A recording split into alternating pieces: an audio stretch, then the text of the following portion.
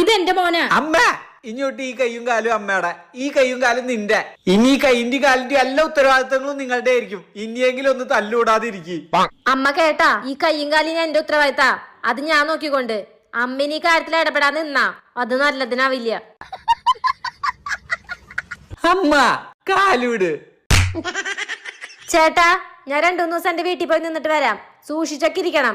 അമ്മേ, എന്റെ കൈയുടെയോ കാലിന്റെയോ ഭാഗത്തേക്ക് അങ്ങനെ വരാൻ നിന്നാ ഓർമ്മയുണ്ടാവണം. ശരി, പോ.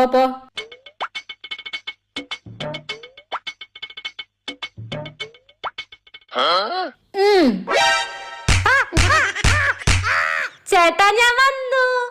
അയ്യോ, ഇതെന്താ പറ്റിയേ? എടി, നിന്നോടുള്ള ദേഷ്യം കാരണം അമ്മ എന്റെ കയ്യും കാലും തല്ലി ഒടിച്ചടി.